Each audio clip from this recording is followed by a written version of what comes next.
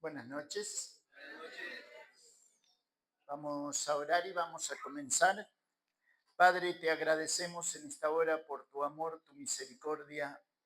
Clamamos por tu guía, por tu dirección, para que en esta hora podamos disfrutar de tu palabra. Que tu Espíritu Santo obre en nuestro corazón. Perdona nuestras iniquidades, Padre. Te lo pedimos en el nombre de Jesucristo. Amén. Muy bien. Vamos al Evangelio de Juan, capítulo 7. Usted recordará que decíamos el viernes pasado que el Señor Jesucristo ya no andaba abiertamente. ¿Por qué razón? Porque los judíos, hablando de los fariseos, de los escribas, querían matarle. Y el Señor, la hora de la cruz era la hora señalada por el Padre, no era la hora señalada por nadie. ¿Se entiende? Vuelvo a repetir. Cuando al Señor le decían, si eres lo que tú dices que eres, muéstrate al mundo. Y el Señor decía a sus hermanos de sangre, aunque muchos dicen que no tuvo hermanos, sí tuvo hermanos. De hecho, Santiago era medio hermano del Señor. ¿Por qué razón? Porque era hermano de madre. El Hijo de Dios, Jesucristo, no hubo intervención de sangre de varón en su engendramiento, ¿verdad? Ahora, el Señor le va a decir a sus hermanos, el tiempo vuestro está siempre presto. ¿Por qué? Porque el tiempo de ustedes pasa. Pero mi tiempo es el señalado por el Padre. O sea, nunca el Señor hizo nada fuera del plan del Padre. Pero al mismo tiempo él decía, mi Padre y yo, uno somos. Es lo tremendo del estudio del ministerio intratrinitario. Si usted quiere disfrutar de la escritura, si usted quiere disfrutar de la persona de Dios en pleno, haga un estudio de la persona de Dios en su diálogo intratrinitario, Padre, Hijo y Espíritu Santo. Tres personas, un mismo Dios verdadero, manifestado en tres facetas diferentes, y uno de ellos, el Hijo, manifestó al Padre. Al Espíritu, Cristo dijo, cuando yo me vaya, os lo enviaré. Pero el Espíritu proviene del Padre. Eso es lo grandioso de nuestro Dios. Que siendo lo que es, pusiera sus manos por mí en la cruz del Calvario. Porque todo fue creado por medio de Él y para Él. ¿Verdad? Fíjese, Juan capítulo 7. Después de estas cosas andaba Jesús en Galilea, pero no quería andar en Judea porque los judíos procuraban matarle. Estaba cerca la fiesta de los judíos, la de los tabernáculos, y le dijeron sus hermanos, sal de aquí, vete a Judea para que también tus discípulos vean las obras que haces. Porque ninguno que procura darse a conocer hace algo en secreto. Si estas cosas haces, manifiéstate al mundo. ¿Por qué? ¿Por qué? Porque ni aun sus hermanos creían en él. ¿Se da cuenta? Estaba cerca la fiesta de los tabernáculos. Anote, cuando usted quiera ver la fiesta de los tabernáculos, usted tiene que ir al libro de Levíticos, capítulo 23, Éxodo, capítulo 23, y usted va a ver allí cómo se desarrollaba la fiesta de los tabernáculos, ¿verdad? Una fiesta de las más importantes, Pascua, Pentecostés, tabernáculos. Repito, fiesta de la Pascua, fiesta de Pentecostés, fiesta de los tabernáculos. La fiesta de los tabernáculos tenía algo que era especial. ¿Por qué razón?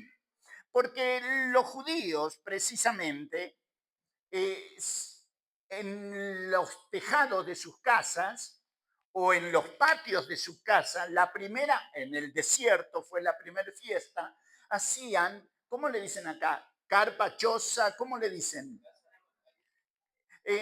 las hacían al aire libre, cubierta con ramas, y ahí estaban una semana, recordando la fidelidad de Dios, de que cruzaron todo un desierto por 40 años y la mano de Dios no les abandonó. También se celebraba precisamente en el tiempo de septiembre-octubre, ¿no es cierto? En el mes de Tirsri, cuando se recolectaban las aceitunas, ¿sí? Muchas veces la uva. Y con esta fiesta, vuelvo a repetir, recordaban la fidelidad de Dios. En esta fiesta, precisamente en Jerusalén, cuando se llevaba a cabo, el sacerdote iba al estanque de Siloé, tomaba agua, la traía, la vertía sobre el altar del sacrificio, el primer altar donde los animales morían, vertía sobre el altar de bronce el agua, recordando la fidelidad de Dios en la lluvia temprana y la tardía. Se sacaba el menorá, el candelabro de 7 brazos, se sacaba del templo, se traía las escalinatas, se encendía y recordaban la presencia de Dios a lo largo de su éxodo por el desierto y la presencia de Dios en el cuidado de ellos como nación en Jerusalén, su capital. En ese acontecimiento es que Cristo se para en las escalinatas del templo. Y cuando el sacerdote traía el agua, él levantó la voz para que usted se dé cuenta la personalidad que tenía Jesucristo.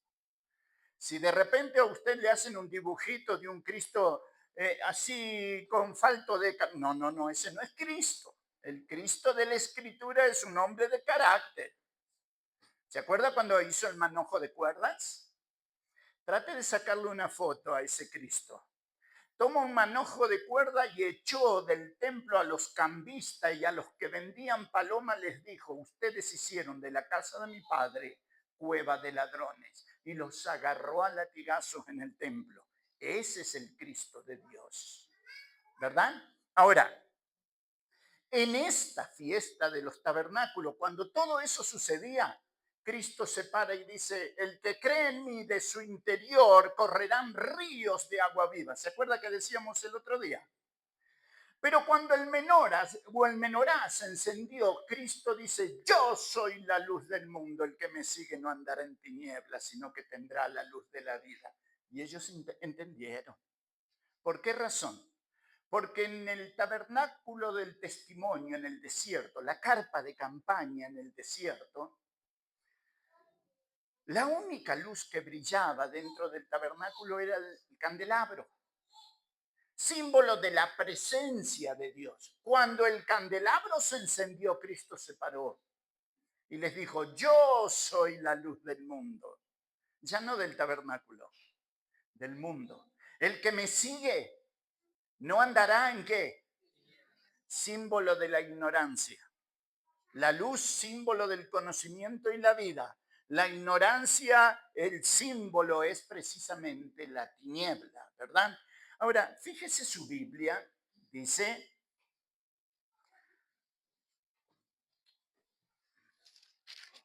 versículo 6, entonces Jesús les dijo: mi tiempo aún no ha llegado, mas vuestro tiempo siempre está presto. No puede el mundo aborreceros a vosotros, mas a mí me aborrece, porque yo testifico de él que sus obras son malas. Subid vosotros a la fiesta, yo no subo todavía a esa fiesta, porque mi tiempo, ¿te das cuenta? Se manejó siempre conforme al cronómetro del Padre. ¿Por qué razón? ¿Era inferior? No, estaba humanado. Cuando usted lee Juan capítulo 17, y con los viernes vamos a llegar allí, usted se va a dar cuenta que Juan 17 es la rendición de cuentas. Es el siervo rindiendo cuentas ante el Padre. Y le dice: Padre, la hora ha llegado, glorifica a tu Hijo para que también tu Hijo te glorifique a ti. Como le has dado potestad sobre toda carne y está rindiendo cuentas, nada más ni nada menos que delante del Padre. Acá le dice a sus hermanos, mi tiempo todavía no llegó, suban ustedes a la fiesta. Fíjese su Biblia. Versículo 10. Pero después que sus hermanos habían subido, entonces él también subió a la fiesta, no abiertamente, sino como en secreto. Y le buscaban los judíos en las fiestas, porque debía ir, y decían, ¿dónde está aquel? Despectivamente.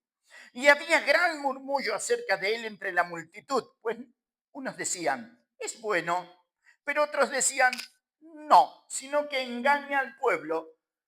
Pero ninguno hablaba abiertamente de él por miedo a los judíos, por miedo a la religiosidad de aquel entonces.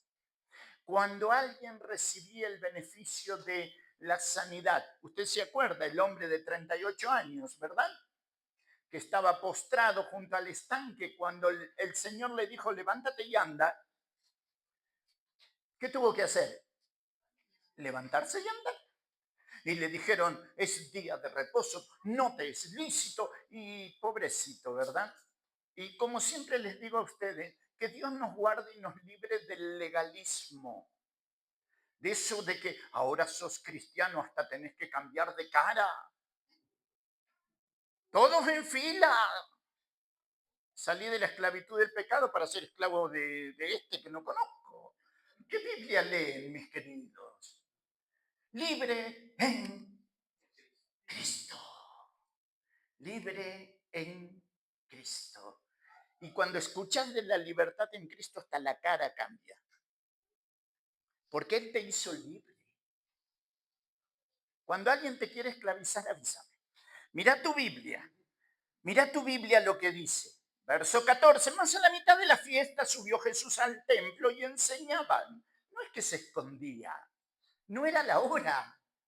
Eso es lo que tenés que recordar siempre. Subió cuando era la hora, verso 15. Y se maravillaban los judíos diciendo, ¿cómo sabe este letra sin haber estudiado?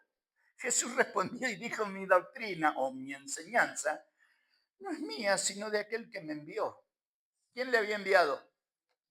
El Padre, ¿verdad? Ahora, tú te imaginas, te vuelvo a repetir, lo que era para los fariseos decir, escuchar decir a Cristo, el Padre y yo somos uno. Jorge y yo somos uno. Mira qué fácil, ¿no? Blasfemia. Por eso le querían matar, porque se hacía a sí mismo Dios. ¿Te das cuenta? Pero, ¿era verdad o no? Sí, claro que era verdad. El Padre y yo uno somos, decía. Lo que sucedía que en la mente de ellos no entraba que este de túnica y sandalia fuese el Hijo de Dios. Menosprecio. Quitar valor. Parecería que eso no se ha terminado, ¿no? Juzgamos de acuerdo a lo que ven nuestros ojos. Y el Señor dijo, no, no, juzgad con justo juicio. Es interesante, ¿verdad? Mira tu Biblia, mira lo que dice. Verso 17. El que quiera hacer la voluntad de Dios, conocerá si la enseñanza es de Dios. O si yo hablo por mi propia cuenta. El que habla por su propia cuenta, su propia gloria busca. Pero el que busca la gloria de aquel que le envió, este es verdadero. Y no hay en él injusticia. Y el Señor le va a marcar a los discípulos que Moisés les dio la ley y ellos la desobedecían. ¿Por qué razón?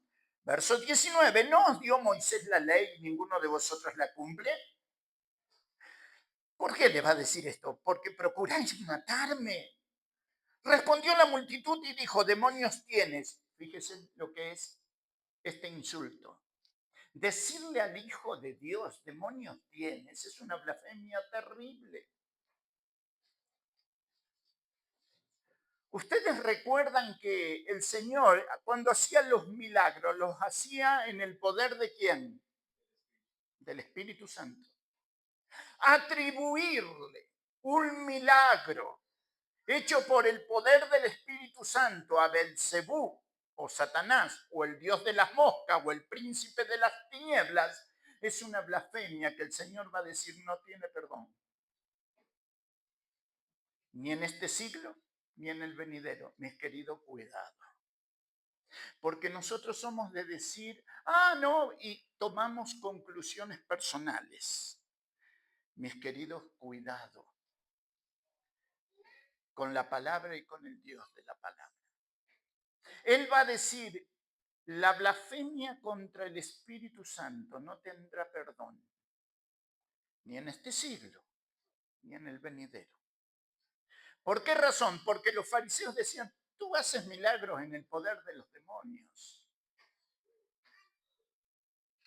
La Biblia no ha cambiado, hermanos. El Dios de la Escritura no ha cambiado. Nosotros cambiamos. Él no cambia. Entonces tengo que tener cuidado con la palabra, lo que enseño de la palabra, porque es el Eterno que se reveló en la palabra. Y hay de mí, de usted y de nosotros enseñar algo que no está en la palabra, porque será enfrentarse nada más ni nada menos a lo que Santiago dice. No os hagáis maestros muchos de vosotros sabiendo que acarrearéis mayor condenación. Y no es condenación del infierno, porque le está hablando a cristianos, sino pérdida de bendiciones. Cuidado, mis queridos.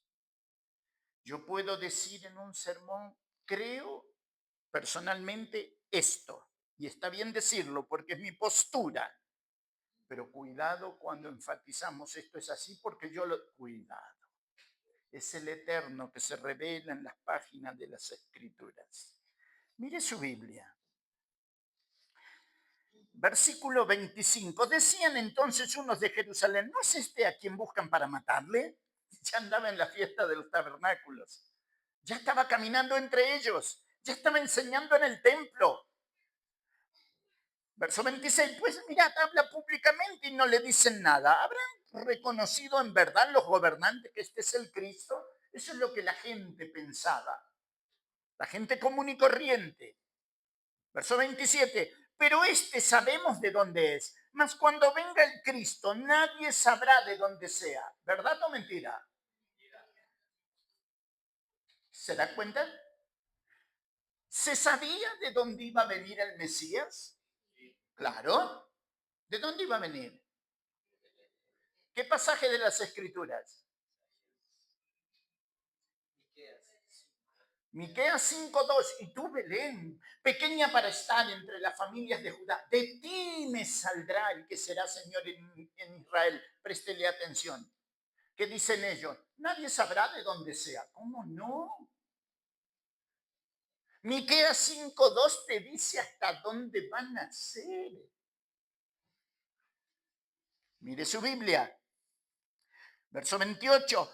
Jesús entonces enseñando en el templo alzó la voz y dijo, a mí me conocéis y sabéis de dónde soy.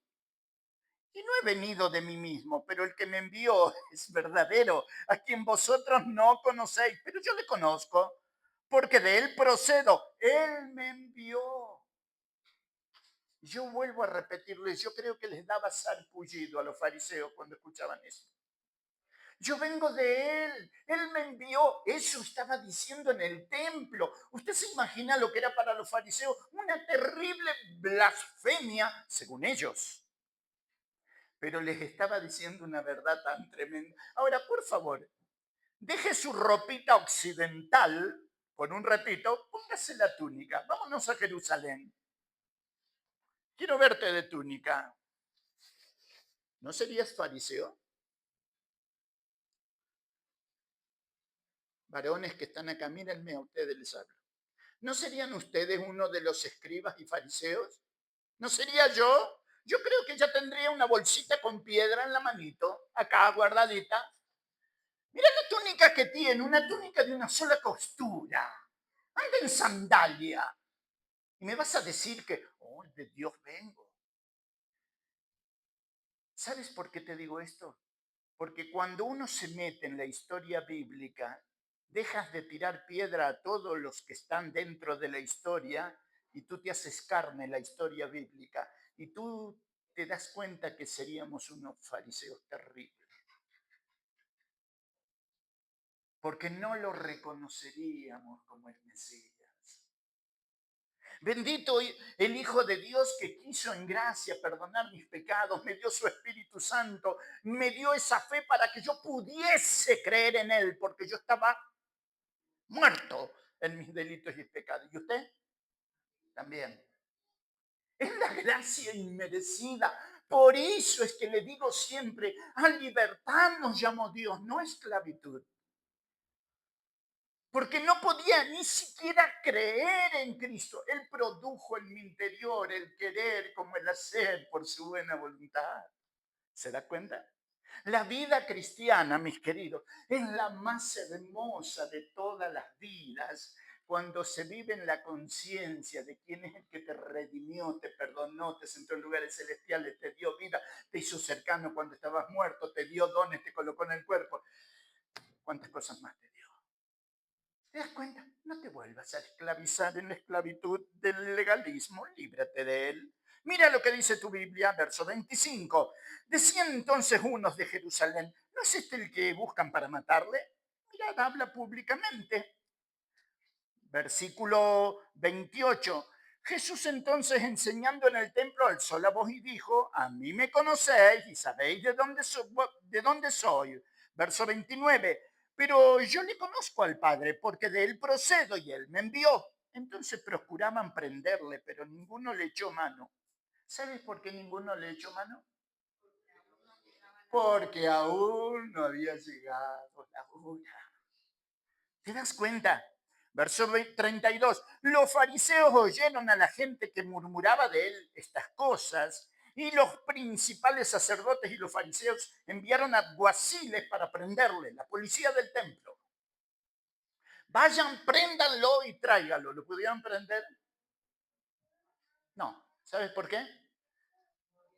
Porque aún no había llegado la hora. Escucha bien. ¿Hay algo en tu vida que pueda suceder fuera de hora, según Dios? Nunca. Jamás. Lo comprobé de primera mano. Siempre le tuve terror a los aviones, siempre. Soy hombre de los pies sobre la tierra. Y cuando mi avioneta despega de Alas del Socorro en Ecuador, íbamos llegando a la pista de la selva, la avioneta tocó las ramas finas de la selva. Y el misionero que estaba en la pista mirando a la avioneta que llegaba tenía los ojos enormes. Porque dice, tendría que haber explotado. Y sí, pero yo tenía que estar hoy acá. ¿Te das cuenta que nada te sucede fuera del horario de Dios? Nada. O sea, mientras Dios no decide lo contrario, sos inmortal. Mira tu Biblia. Fíjate lo que dice. Verso 37. En el último y gran día de la fiesta, Jesús se puso en pie, alzó la voz diciendo, si alguno tiene sed, venga a mí, beba. Lo dijo en el momento que el sacerdote traía el agua. Verso 39. Esto dijo del Espíritu que habían de recibir los que creyesen en él, pues aún no había venido el Espíritu Santo porque Jesús no había sido aún glorificado. ¿Sabe qué es eso? El Espíritu Santo no vino porque el Hijo todavía no había sido glorificado. ¿Qué es eso? Orden. Mi querido, orden. El cielo es orden. En tu vida y en mi vida debe haber orden. Cuando hay orden, hay bendición. Nunca olvides eso. Siempre que en tu vida haya orden, Dios lo enseñó en la semana de creación. ¿En cuántos días hizo la creación? ¿Podía hacerlo en uno? ¿Y por qué lo hizo en 6? Porque después del 1 viene ¿Nunca te sucedió que del 1 quisiste saltar al 4? ¿Cómo te fue? Orden, orden, orden. Eso es lo que enseña Dios. Fíjese lo que dice el versículo 46. Los alguaciles vinieron a los principales sacerdotes y a los fariseos, y estos dijeron: ¿por qué no le habéis traído preso? Los alguaciles respondieron: jamás hombre alguno ha hablado como este hombre. El justo valor. La policía del templo se quedó con las mandíbulas llegándole al pecho. Escuchar a Cristo hablar era un deleite tan grandioso que se juntaban de a miles, se apiñaban para escucharlo. Cristo es tan hermoso, mis queridos, que tú y yo batallamos con el mundo, ¿verdad? ¿Verdad? Bien, Cristo hablaba y la Escritura dice que el mundo se iba tras él. Él es tan extraordinario, es tan magnífico, es tan precioso que abre su boca y hasta los alguaciles del templo, hombres rudos, cuando lo escucharon hablar, se derritieron. ¿Cómo lo vamos a llevar preso? Mira quién es, mira cómo habla. Versículo 47. Entonces los fariseos les respondieron: ¿también vosotros habéis sido engañados? ¿Acaso ha creído alguno de los gobernantes o de los fariseos? Y la respuesta que, ¿cuál es? ¿Acaso había creído alguno de los fariseos? Nadie dijo nada, ¿verdad? ¿Quién estaba ahí? Nicodemo era un fariseo. José de Arimatea también. Nadie habló. Porque si tú decías: yo soy seguidor de Cristo, era tu último día en el templo. Y era más importante estar en el templo que seguirlo, testificar de él. ¿Verdad? Pero vuelvo a repetirte, no nos apresuremos a tirar piedra. Te quiero ver en la túnica de Nicodemo o de José de Arimatea. Fíjese, mas esta gente, verso 49, mas esta gente que no sabe la ley, maldita es, ese era el concepto que tenían de la gente común los fariseos. Les dijo Nicodemo, el que vino a él de noche, el cual era uno de los seguidores de Cristo: ¿juzga acaso nuestra ley a un hombre si primero no le oye o sabe lo que ha hecho? Respondieron y le dijeron: ¿eres tú también Galileo? Escudriña y ve que de Galilea nunca se ha levantado profeta. Fíjese el verso 53, ¿qué dice? Qué lindo versículo, ¿no? La necedad, cuando llena el corazón, hace que la mente se cierre. Y yo soy necio en muchas cosas, ¿eh? Ignorante en muchísimas cosas. De aviación no sé nada, ¿usted sabe? O sea, también es ignorante. Y de muchas cosas soy ignorante. No es una ofensa. Pero ellos eran conocedores de las Escrituras. Y están diciendo: ve que de Galilea nunca se ha levantado profeta, ¿verdad? ¿No se levantó ningún profeta de Galilea? Jonás era de Galilea, ¿verdad? Entonces, cuando la necedad bloquea la mente, el corazón se cierra y no doy oportunidad a cambios. Por eso el verso 53, el Espíritu Santo lo coloca allí. Cada uno se cortó el diálogo.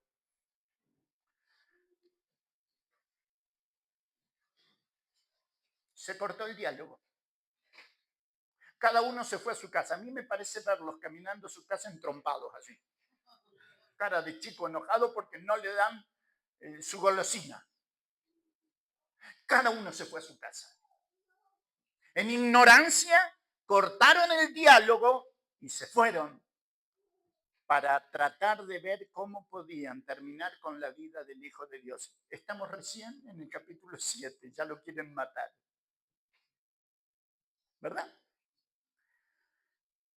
Jesús se fue al monte de los olivos y por la mañana volvió al templo. Hay algo extraordinario acá. Cristo no pasó nunca una noche en Jerusalén.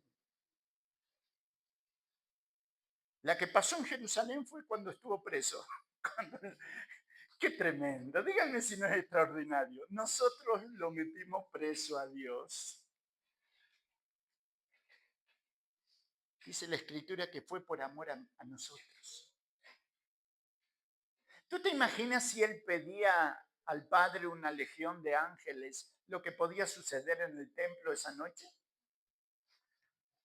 Es que era el Cordero que venía a buscar y a salvar, venía a pagar el precio de mi rescate. Entonces, claro, pero se sale fuera de Jerusalén. Generalmente estaba o en Betania o en el Monte de los Olivos, frente a Jerusalén, hacia el naciente. Vuelve al templo a la mañana y dice el verso 3, entonces los escribas y los fariseos le trajeron una mujer sorprendida en adulterio, poniéndola en medio, le dijeron, maestro, esta mujer ha sido sorprendida en el acto mismo de adulterio y en la ley Moisés nos mandó a apedrear a tales mujeres. ¿Tú qué dices? La palabra que cabe allí en Argentina es sinvergüenzas, porque trajeron a la mujer sola nomás.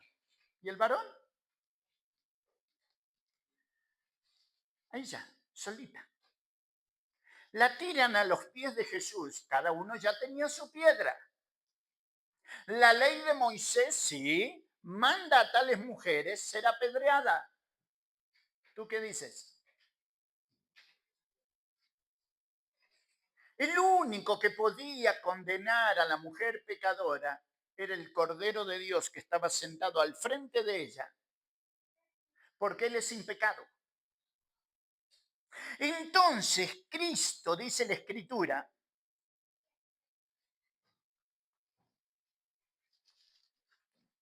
va a decir el verso 6, más le decían esto tentándole para poder acusarle. Pero Jesús inclinándose o inclinado hacia el suelo, escribía en tierra con el dedo. La única vez que usted va a ver que Cristo hace esto. Es tan grande que usó de cuaderno la tierra. Y algunos hermosos escritores dicen, Cristo escribía en tierra el pecado de los que estaban allí parados. Tú eres adúltero, tú eres fornicario, tú eres mentiroso, tú eres asesino, tú eres... Levanta la cabeza y dice la Escritura, verso 7, como insistieran en preguntarle, se enderezó y les dijo, el que de vosotros esté sin pecado sea el primero en arrojar la piedra contra ella. Hasta ese momento Cristo no habló con la mujer. ¿Se dio cuenta? ¿Por qué? Porque mientras el adversario está presente, Dios no habla. ¿Usted se acuerda de Elías en el Horeb, en la cueva? Cuando pasó la noche vino palabra de Jehová. Mientras la noche de la incertidumbre reina, Dios hace silencio, porque es caballero, porque es respetuoso, porque espera los tiempos. Acá está hablando con ellos. El que de ustedes esté sin pecado, arroje la primer piedra. Pero ellos al oír esto, comenzando desde los más viejos, la conciencia, hasta los postreros, quedó solo Jesús y la mujer que estaba en medio. Enderezándose Jesús y no viendo a nadie, sino a la mujer, ¿qué le dijo? ¿Qué le dijo? No, mujer. No le dijo prostituta. Eso lo diríamos nosotros en nuestra miseria. Mujer, porque él es caballero. Mujer. La colocó donde ella siempre tuvo que estar. sus malas decisiones, sí, todo lo que nosotros querramos, tus miserias y las mías están tiradas delante de Cristo. Allí está. Cristo la mira y dice, mujer, la primera vez que se sintió honrada por un hombre, ¿dónde están los que te acusaban? Mire su Biblia. ¿Ninguno te condenó? Verso 10. Ella dijo, ninguno, Señor. Entonces Jesús le dijo, ni yo te condeno. Eso me asusta, hermanos. Queridos pastores amados, ni yo te condeno. Es muy fácil esto, ¿eh? El pedrazo, hasta te lo mereces. Cuidado. Yo no quiero pastorear desde la vereda del frente de Dios.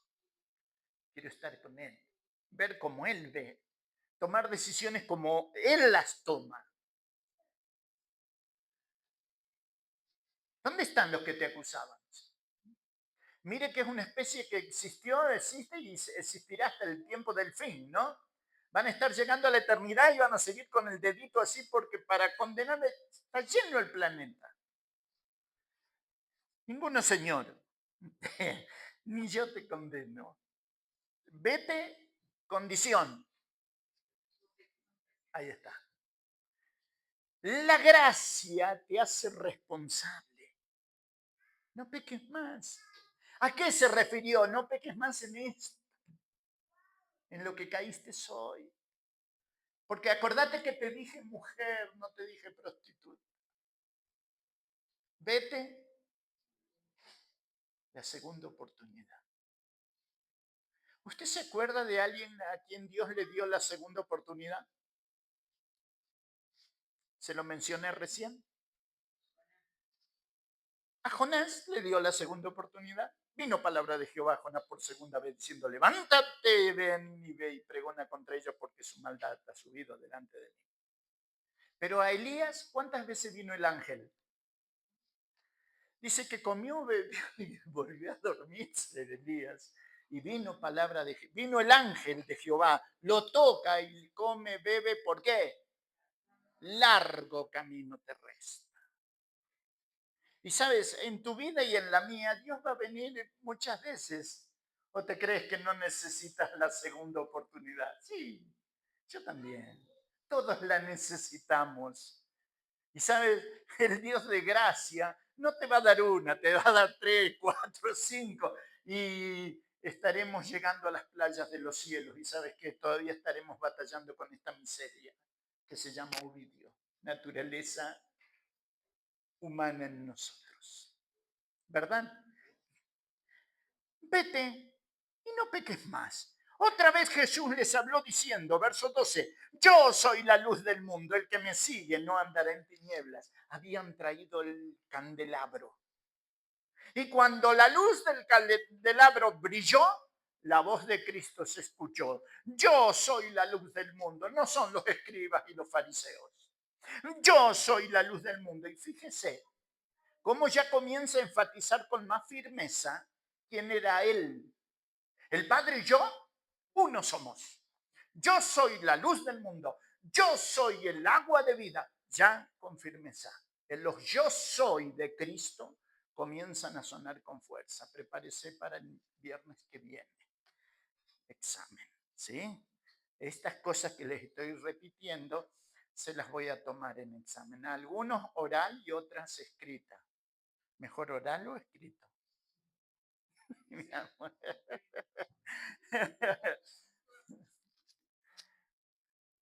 Verso 13. Entonces los fariseos le dijeron, tú das testimonio acerca de ti mismo, tu testimonio no es verdadero.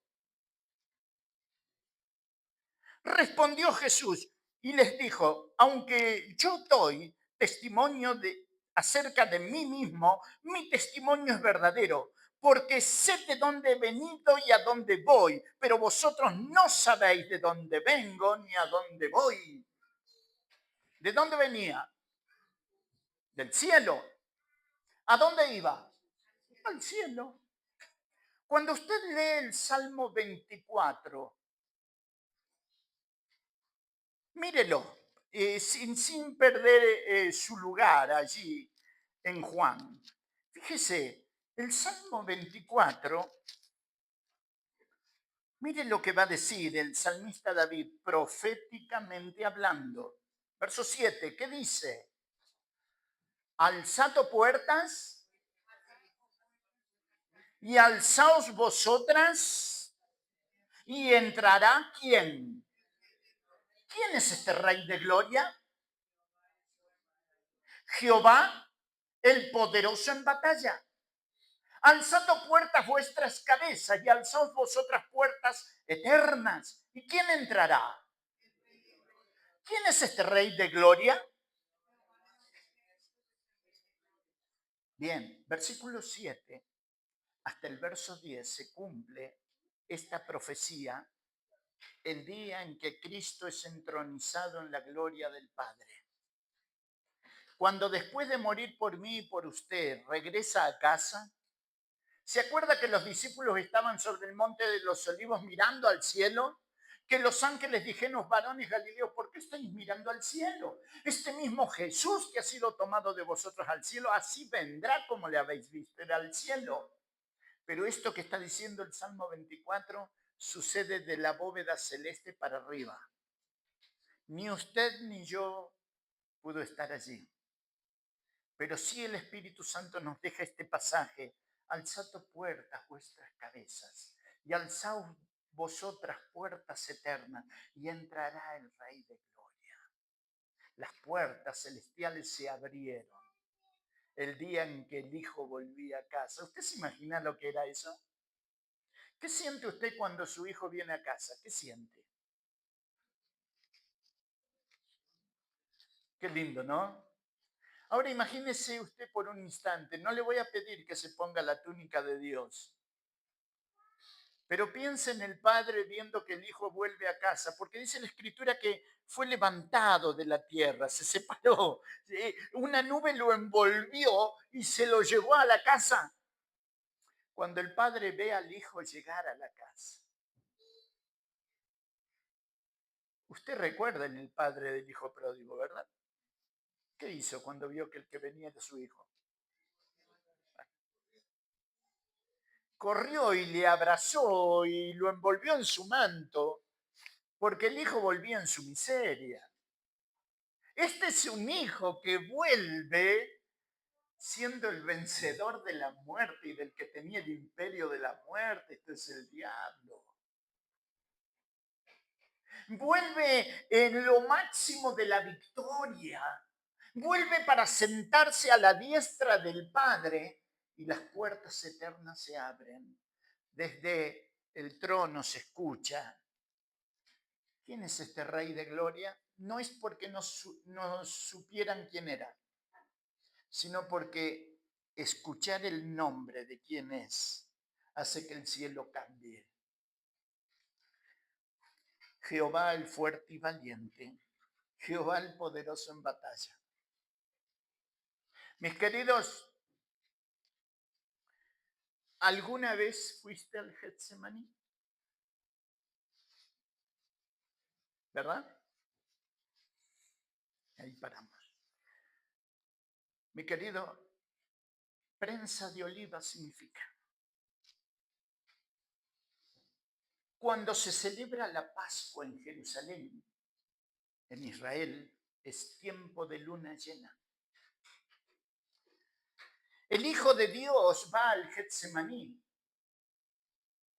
Y allí en el Getsemaní se libra una batalla que ningún ser humano pudo ni siquiera acercarse en el dolor a lo que él experimentó en ese huerto.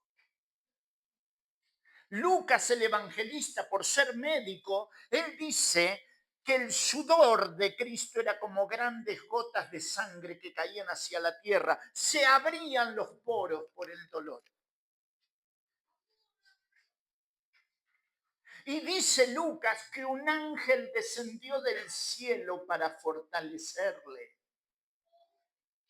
Mi querido, yo sé que suena fuerte lo que digo, Pero cuando yo lo escucho a mi Salvador decirle al Padre, si es posible que, no lo dijo una sola vez, porque el hecho era terrorífico.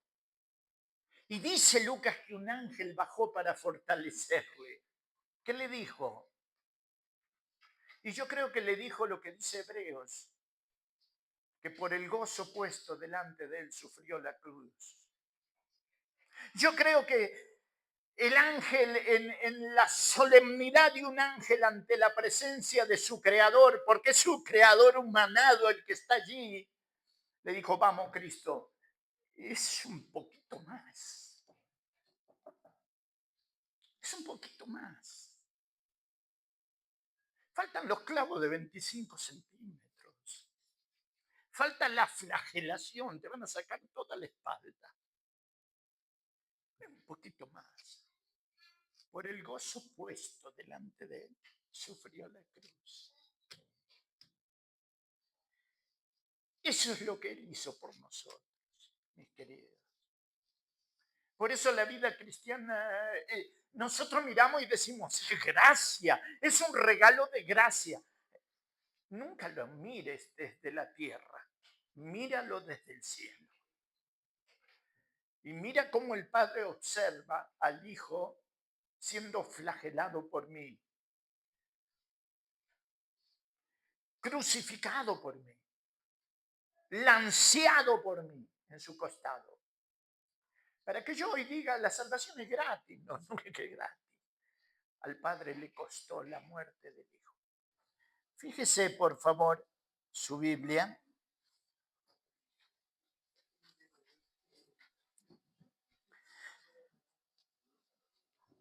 El Señor les había dicho en el capítulo 8, verso 21, a donde yo voy vosotros no podéis venir.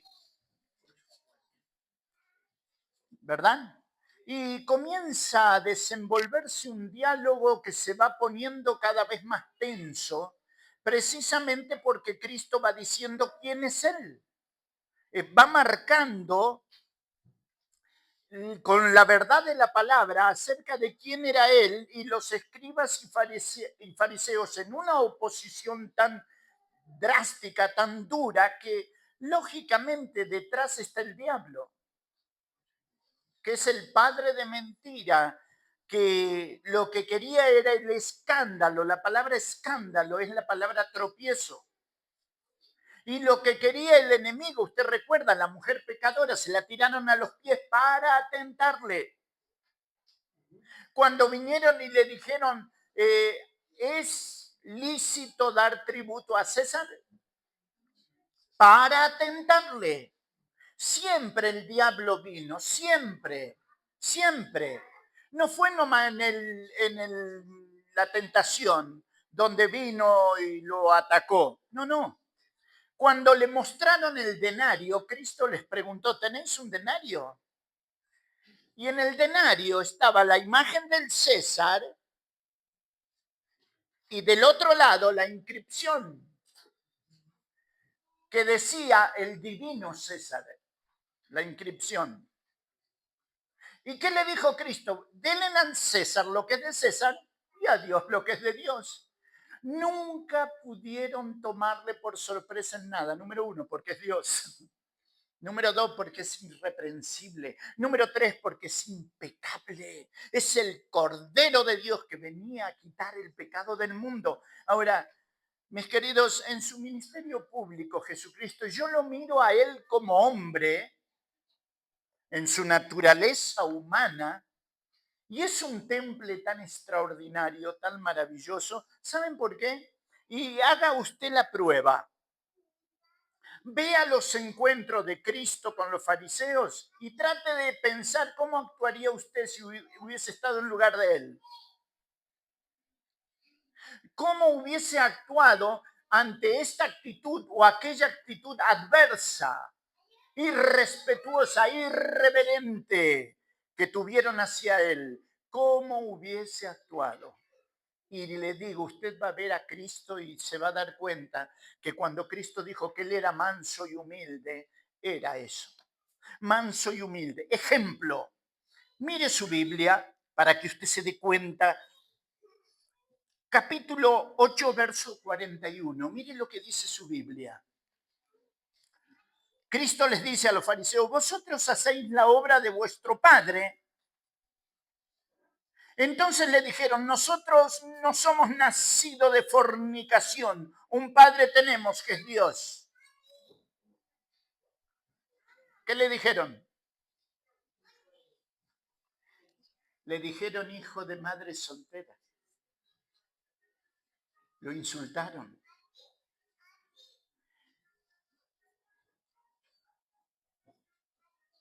De una manera burlesca en cuanto a la concepción virginal. No le tire piedra a los fariseos. Vaya usted póngase la túnica. Usted vive en las montañas de Judea y de repente llega la noticia, porque las noticias ustedes vieron cómo corren. Llega la noticia a su casa que María está embarazada y es por obra del Espíritu Santo.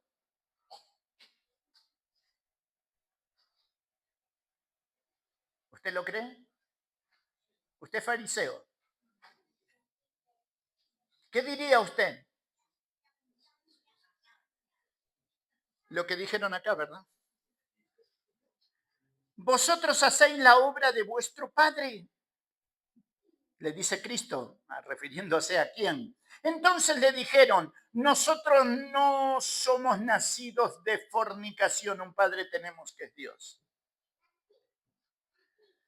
Fíjese que la Escritura no dice que Cristo se defendió. ¿Sabe que la vida cristiana es diferente cuando usted aprende a dejar que Dios lo defienda? Deje de estar como gato entre la leña queriéndose defender a los manotazos. Deje de ser el bombero de la iglesia. Deje que sea Dios el que lo defienda. Y cuando Dios te defiende, mi querido, lo vas a ver en el paso del tiempo y en el rostro de las personas. Deja que Dios te defienda. Es lo más hermoso que le puede suceder a tu vida. Mira, Jesús entonces les dijo, si vuestro Padre fuese Dios, ciertamente me amaríais, porque yo de Dios he salido y he venido, pues no he venido de mí mismo, sino que Él me envió. ¿Por qué no entendéis mi lenguaje? Porque no podéis escuchar mi palabra. ¿Vosotros sois de vuestro Padre? Más clarito, échale agua. Allí le dijo ya por las claras, ustedes son hijos de vuestro padre, el diablo. Y saben, hay algo tremendo en la Escritura que, fíjese usted, verso 48 del capítulo 8 de San Juan, fíjese usted, dice, respondieron entonces los judíos y le dijeron, ¿no decimos bien nosotros que tú eres samaritano y que tienes demonio? ¿Usted sabe lo que significa decirle a un judío samaritano? Es una ofensa terrible. Fíjese, no solamente eso, sino que le dicen tienes demonios. ¿Es Dios? Respondió Jesús, yo no tengo demonios, antes honro a mi Padre, vosotros me deshonráis, pero yo no busco mi gloria, hay quien la busca y juzga. De cierto os digo que el que guarda mi palabra nunca verá muerte. Entonces los judíos dijeron, ahora conocemos que tienes demonio. Abraham murió y los profetas, y tú dices, el que guarda mi palabra no sufrirá muerte. ¿Sabes, mis queridos? Los fariseos podían oír, pero no podían creer. Y quiero que sepa, mi querido, quiero que sepa, esto es desesperante. Escuchar la verdad y no poder creerla. Fíjese el verso, capítulo 9, verso 18, para que entienda lo que le quiero decir. Pero los judíos no creían. Ese no creían es voluntad propia del judío, de los tiempos bíblicos. Decidieron que no creer. Ahora, mire su Biblia, capítulo 9, versículo 39. Dijo Jesús, para juicio he venido yo a este mundo, para que los que no ven vean y los que ven sean cegados. Entonces algunos de los fariseos que estaban con él al oír esto dijeron, ¿acaso nosotros somos también ciegos? Jesús les respondió, si fuerais ciego no tendríais pecados, mas ahora porque decís, ¿vemos qué? Vuestros pecados permanecen. Mi querido, los judíos no querían creer, número uno. Segundo paso, no podían creer, número dos. Esto te lo voy a preguntar el viernes. Y el tercer paso, no debían creer. Eso se llama endurecimiento de espíritu. No querían, ahí mandaban ellos. No podían, ya manda solamente Dios, les endureció el corazón. Y en tercer lugar, no debían, aunque veían la verdad de Dios delante de sus ojos, no podían, no debían, porque habían blasfemado contra la persona del Espíritu Santo de Dios. ¿Usted se acuerda de Faraón, rey de Egipto? Había momentos que no quería creer. ¿Y después qué pasó? Ya no podía creer. El corazón se endureció como piedra. ¿Sabes? Cuidado, mi querido. Yo tengo que tener cuidado de lo que digo que creo y vivo. ¿Por qué razón? Cuando entro a vivir la religiosidad, como decimos en la Argentina, me ayorno, me acostumbro, me acomodo y no importa, venga lo que venga, cuidado. ¿Por qué razón? Porque puede venir el endurecimiento de corazón. ¿Verdad? Nunca olvidemos que el apóstol Pablo va a decir, no contristéis a quién, al Espíritu Santo de Dios, con el que fuiste sellado para el día de la redención. Pero después no va a decir solamente no contristéis, sino no apaguéis al Espíritu Santo. ¿Qué significa? Volverlo inoperante. No se va de tu corazón, pero ya no te habla. Entonces, ¿alguna vez en su vida usted hizo algo que está mal y después sintió tristeza? ¿Le sucedió eso? ¿O a mí nomás? Esa misión es la del Espíritu Santo. Hacerte sentir mal de lo que hiciste para que no lo vuelvas a hacer. Él es Dios en tu interior, guiándote a toda verdad. Esa es la misión del Espíritu Santo. Tú abres la Biblia y el Espíritu Santo te lleva hoja por hoja. Mira esto. Préstale atención a esto otro. Y es una charla de Él contigo. Y hasta te va a traer versículo que memorizaste, te los va a traer a la mente para recordarte que esto no lo tenés que volver a hacer. Esa es la misión del Espíritu Santo. Cristo dijo, tomará de lo mío y te lo hará saber. Va a tomar la palabra, la va a traer a tu mente, la va a bajar a tu corazón y tú vas a decir, oh, perdón, Señor. Esa es la misión del Espíritu Santo. Por esa razón, usted va a ver que el Señor les va a decir en el capítulo 9, verso 39, dijo Jesús, para juicio he venido yo a este mundo, para que los que no ven, vean. Esos somos nosotros, que estábamos en la oscuridad del pecado. Fíjese. Y los que ven, ¿qué? Sean cegados, los religiosos de aquel entonces. Y déjeme decirle que fueron cegados. La tradición dice cómo terminó Anás y Caifás. vidas que terminaron de maneras lamentables. Pilato dice la tradición que terminó expulsado en la isla del diablo. Allí se encuentran escritos acerca de Poncio Pilato. Toda persona que pasó delante de Cristo fue impactada, toda persona. Judas, ¿qué hizo? Fue y se ahorcó. Pedro, ¿qué hizo? Lloró amargamente. Pilato, ¿qué hizo? Se lavó las manos. ¿Y tú? ¿Y yo? Dios te pone al Hijo delante. ¿Qué tal? Vamos a ver las decisiones. Por eso es que les hablo siempre de libertad en Cristo. Para que hagas lo que debes, no lo que quieres, en Cristo. Y sabes, en la medida que vaya pasando el tiempo, en Cristo, vas a ir viendo el fruto del Espíritu Santo en tu vida. ¿Cuál es el fruto?